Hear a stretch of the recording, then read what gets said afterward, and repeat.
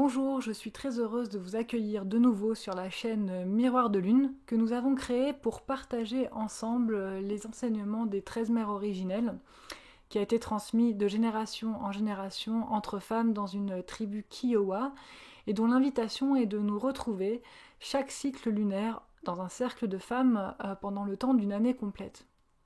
Donc ce qui est important pour moi de vous dire aujourd'hui, c'est de bien connaître l'origine de cet enseignement, qui est bien de cette tribu, dont les grands-mères, Sissi et Bertha, ont décidé en conscience de les transmettre à Jamissam.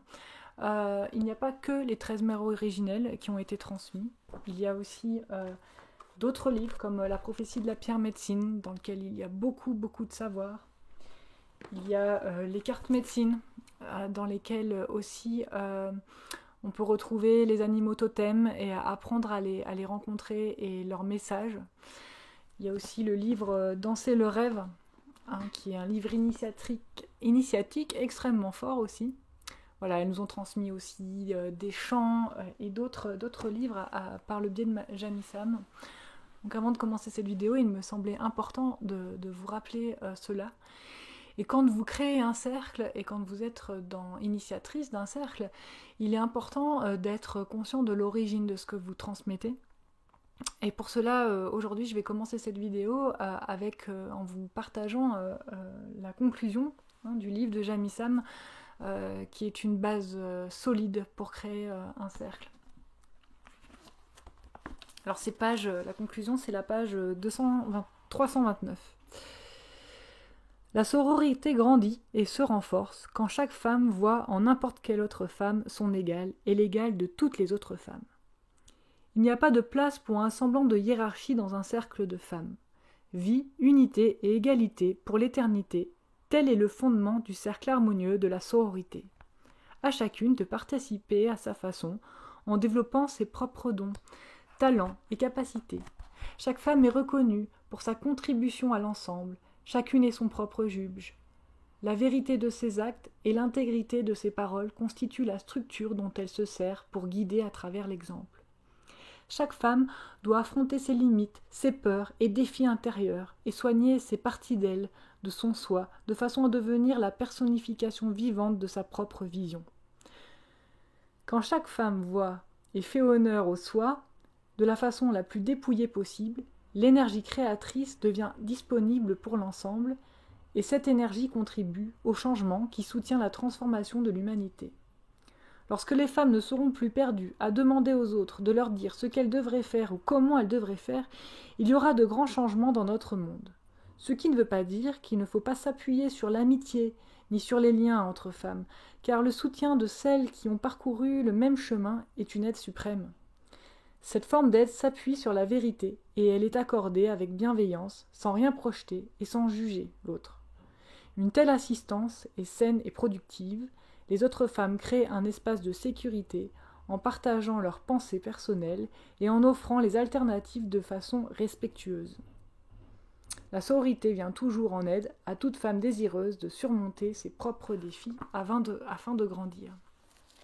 Donc si je vous partage cette phrase, ce début de conclusion, c'est qu'il y a vraiment dedans des clés très importantes pour créer son cercle, afin que chacune prenne sa place.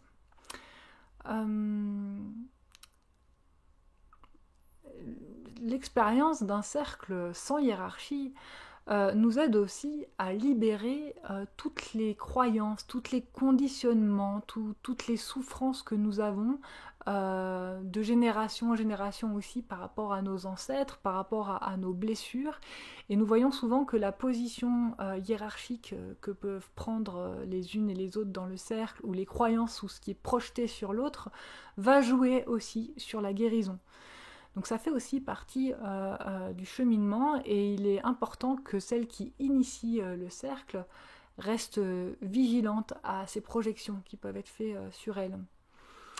C'est vrai que le modèle que nous connaissons le mieux est le modèle pyramidal en fait, le modèle avec la hiérarchie et le chef en haut et puis ensuite les subordonnés. Alors c'est vrai qu'au départ il peut y avoir quelque chose de très beau dans cette dynamique si c'est pour servir quelque chose de plus grand que nous, parce que chacun n'a pas le même rôle et la même place dans un cercle. Mais là où ça devient une déviance, c'est là où il y a le chef qui décide et les autres qui exécutent. Donc l'important dans le cercle sans hiérarchie, c'est pas qu'il n'y ait pas une personne qui initie le cercle, une personne qui est garante du cadre, mais ce qui est le plus important pour moi, et c'est très bien dit dans cette introduction, c'est que chacun prenne sa place. Alors ça me fait penser au livre les familles d'âmes, où Lisa Labonté fait le parallélisme avec la cellule, plutôt le système de cellules, avec au centre le nucléo,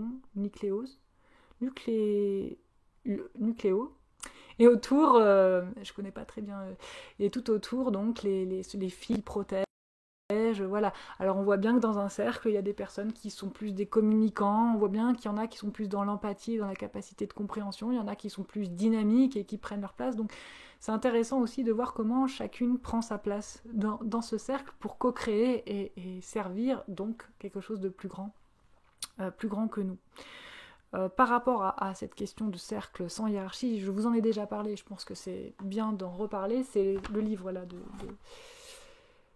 de Sinoda Bolen, Cercle de compassion. Alors là aussi, je vais vous lire un autre extrait, parce que c'est important aussi, je pense, d'avoir cet outil pour avoir un fondement solide.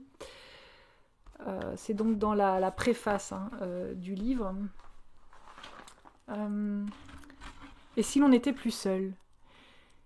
Et si avant de trouver l'homme, on allait se retrouver soi-même en tant que femme et approfondir sa connaissance de soi dans des expériences partagées avec d'autres femmes ? Et si l'on savait accueillir l'autre en tant que sœur au lieu de la voir comme une rivale ? Que savons-nous vraiment des relations de parité ? Connaissons vraiment, nous, la sororité ? Avons-nous jamais vraiment appris à parler dans un groupe où chacune a sa place, où chaque voix est entendue pleinement, où le risque d'une parole jamais encore osée trouve une oreille attentive ?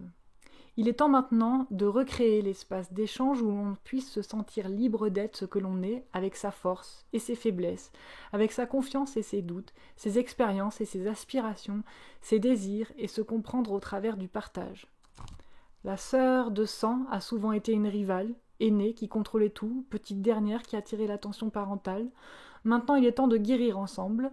Oui, on peut avoir les sœurs que l'on n'a pas eues, que l'on aurait voulu avoir, que l'on peut découvrir maintenant dans le choix et l'accueil. Donc ça aussi, c'est un très beau livre avec des très beaux outils pour vraiment maintenir ce cercle de belle façon. Comment, voilà. Il y a un autre point qui me semble important d'aborder, c'est le fait d'être toujours en humilité face à cet enseignement, face à chacune des mères. Nous avons la croyance qu'à un moment donné, on arrive à un état d'éveil où on a tout compris, où on ne sera plus victime des turbulences de la vie.